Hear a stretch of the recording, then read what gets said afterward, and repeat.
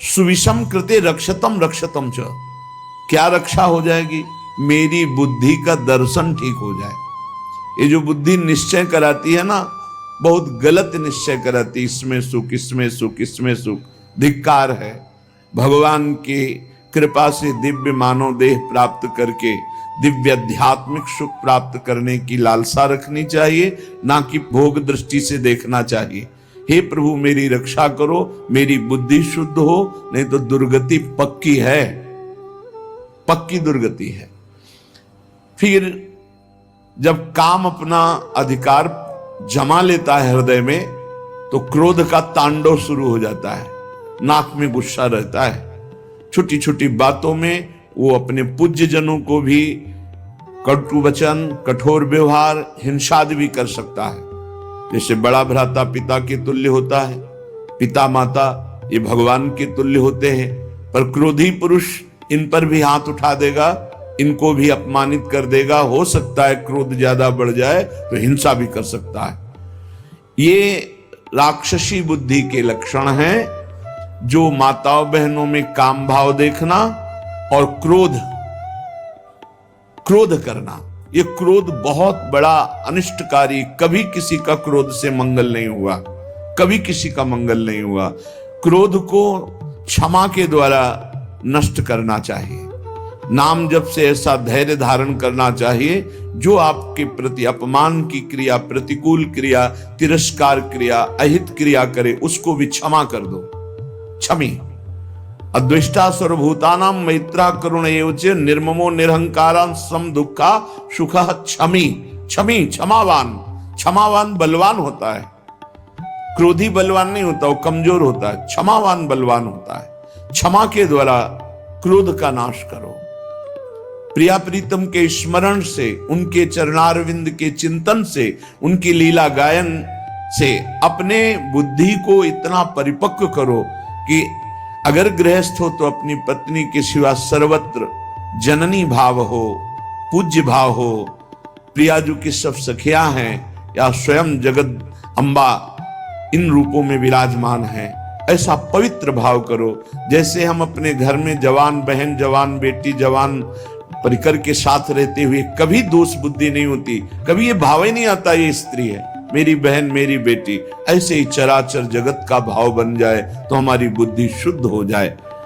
असूया, क्रोधासूया, असूया दूसरों के गुणों में दोष देखना, किसी भी व्यक्ति का छिद्रावेषण करना, इसमें क्या दोष है, ये देखने का अधिकार केवल गुरु को है या पूज्य जनों को है, वो भी अपने निज शरणागतों के, अन्य के नहीं। और वो भी उसे निर्दोष करने के लिए, निंदा या अपमानित अवहेलना करने के लिए नहीं, दूसरों के मद नष्ट करने वाला होता है। जब मद होता है तो उसे कुछ सुहाई नहीं देता है, क्या करना चाहिए क्या नहीं करना चाहिए ऐसा अहंकारी पुरुष निर्णय नहीं कर सकता, वो तो पवित्र बुद्धि वाला निर्णय करता है। इसलिए अहंकार सर्वथा त्याज्य है, क्योंकि ये समस्त संस्कृति का मूल और दुख ही इससे प्राप्त होता है। जैसे क्रोध से हानि ही होती है, दूसरों के दोष देखने से अपने पुण्य ही नष्ट होते हैं, ऐसे अहंकार करने से नाश ही होता है, पतन ही होता है। और पिशुन्नता, दूसरे की चुगली करना, ये भगवत मार्ग में बहुत हानिकारक बात है। ये सुना ऐसा ऐसा ऐसा, और बड़े खुशी हो रहे हैं दूसरे की न्यूनता का वर्णन करके, दोषों का वर्णन करके, चुगली वर्णन करना। पिशुन्नता, दूसरे की बात किसी दूसरे से करना। और दंभ, जो तुम्हारे जीवन में है नहीं उसे दिखावा मत करो, जो हृदय में है, जो वाणी में है, वही आचरण में होना चाहिए। अगर तीनों का मिलान नहीं होता तो उसे दंभ कहते हैं। वाणी से कुछ और, हृदय में कुछ और, आचरण में कुछ और, उसे दंभी पुरुष कहते हैं। जिसका वचन एक, मन एक, आचरण एक, उसे संत कहते हैं, उसे भगवत भाव वाला महाभागवत कहते हैं।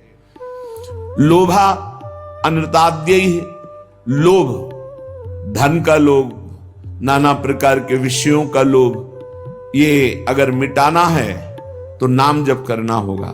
नाम जपने का जितना लोभ बढ़ाओगे तो ये और सब लोभ हट जाएंगे।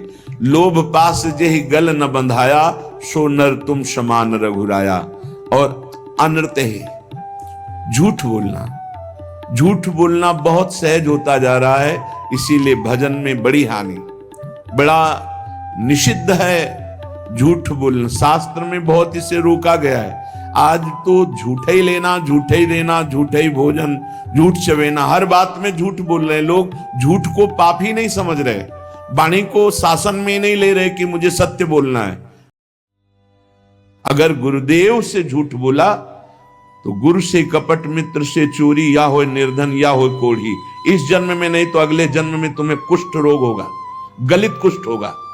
गुरुदेव से अनृत बोलना, कपट करना, छल छुपाव करना, चलो इस जन्म में नहीं तो कल्याण तो नहीं होगा, मोक्ष को तो प्राप्त होगे ही नहीं, अगला जन्म जरूर कुष्ठी बनोगे, या फिर ऐसी दरिद्रता को प्राप्त होगे कि जो जीवन भर महान कष्ट देता रहे। अनृत बोलना, झूठ बोलना क्यों बोलना? अगर हम गलत हैं तो फिर हमें दंड मिलना चाहिए, हमारा सुधार हो जाएगा, पवित्र हो जाएंगे। गलत नहीं है तो तुम जो सोचा करो, हम सत्य बोलेंगे। व्यापार आदि के लिए भी झूठ बोलने की कोई आवश्यकता नहीं, सब कोई जानता है मुनाफा के लिए व्यापार होता है। आप अपना नियत जो मूल्य है उसमें मुनाफा जोड़ करके आप बेचिए, झूठ मत बोलिए। झूठ बोलने से कोई व्यापार थोड़ी बढ़ जाएगा। अगर आप झूठ बोल करके पैसा कमा रहे तो परिवार में अशांति, क्लेश, दुख, नाना प्रकार की रोग विपत्तियां घेर लेंगी। सत्य मार्ग पर चलो। श्रीपाद कह रहे हैं यदि इस जन्म में तुझे मंगल गति प्राप्त करनी है तो अपनी बुद्धि की राक्षसी प्रवृत्ति को रोको। माता बहनों के प्रति काम भाव मत करो, किसी से क्रोध से वर्ताव मत करो, दूसरों के गुणों में दोष दर्शन मत करो, अहंकार मत करो, किसी की चुगली मत करो, जो तुम्हारे जीवन में नहीं वो नाटक मत करो, दंभ मत करो, दिखावा मत करो, लोभ मत करो, झूठ मत बोलो। क्या होगा इससे? इससे आपके अंदर भगवत भाव जागृत होगा। ये नरक पहुंचाने वाले हैं जितने लक्षण हैं, अभी समझ में नहीं आ रहा है, आ जाएगा समझ में। जिस समय दंड विधान लागू होता है तब लगता है कि कभी कोई जिंदगी में पाप ना करे। जब शरीर पीड़ा से युक्त, मन खिन्न, नाना प्रकार की विपत्तियां घेर लेती हैं, बड़ी अव्यवस्थाएं, तब उस जीव को लगता है मृत्यु हो जाए तो अच्छा। तो क्या होगा? मृत्यु हो जाने पर तुम कोई सुविधा में पहुंच जाओगे क्या? भारी दुख। मृत्यु के बाद कोई सुख? अरे सुख तो इस मनुष्य शरीर में है। इस मनुष्य शरीर से परमात्मानंद प्राप्त कर सकते हो, अखंडानंद प्राप्त कर सकते हो, भगवत प्रेमानंद प्राप्त कर सकते हो। भूल गए विषयानंद में और जब विपत्ति आई तब मृत्यु को मनाने लगे। एक एक चेष्टा का बड़ा बड़ा कष्ट है। तो जिसने कभी दूसरों को, भूखों को भोजन पवाया है, प्यासे को जल पिलाया है, किसी की भारी दुख में सम्मिलित होकर दुख निवृत्ति की है और भगवान नाम जप, तो ऐसी स्थिति को वो सह पाता है। उस समय भी गंभीर मुद्रा में वो भगवान का स्मरण उस दुख से विक्षिप्त होकर नहीं छोड़ता। वो पवित्र अंतःकरण वाला उस भारी कष्ट अवस्था में भी भगवान नाम स्मरण। ध्यान देना, अगर दूसरे को कष्ट दिया है, कभी किसी का हित नहीं किया, कभी प्यासे को पानी नहीं पिलाया, कभी भूखे को अन्न नहीं पवाया, तो अंतिम समय तुम्हारा बाधित हो जाएगा। जो सत मार्ग है वो बाधित हो जाएगा। ये सिद्ध महापुरुष बोल रहे हैं। जो पुरुष कभी झूठ नहीं बोला, जो कभी किसी से झगड़ा नहीं करवाया, किसी का स्वभाव होता है दो मित्रों के बीच में झगड़ा करा देना, पति पत्नी के बीच में झगड़ा करा देना, ऐसा। जो आस्तिक स्वभाव वाला और श्रद्धालु है, उस समय भारी दुख की अवस्था में सुख का उदय होता है उसके हृदय में। ध्यान दीजिए, कहा है कई बार सत्संग में कि जो भगवत मार्ग का पथिक है उसकी जब मृत्यु होती है तो जन्मत मृत दुषा दुख हो, ये नहीं होता। जैसे विशाल हाथी के गले से फूलों की माला टूट जाए, उसे पता भी न चले।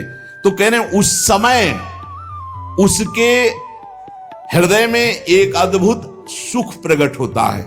और वो सुखपूर्वक शरीर छोड़ता है, सुखपूर्वक मृत्यु को प्राप्त होता है। सुखपूर्वक मरना, आनंद, जैसे स्वप्न में इस शरीर का भान नहीं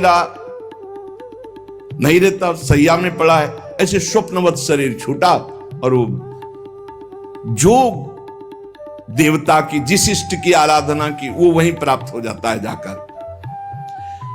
पर यह साधारण नहीं है सुखपूर्वक मृत्यु होना। जो सदैव अपने गुरु की आराधना में संलग्न रहा है, कभी किसी वैष्णव की निंदा नहीं की है, सात्विक भोजन पाया है। हम आपको सच्ची कहते हैं, जो शास्त्रों में मना किया गया है उसके अनुभव के चक्कर में मत पड़ना। ऋषियों ने अनुभव करके बताया, मत खाना,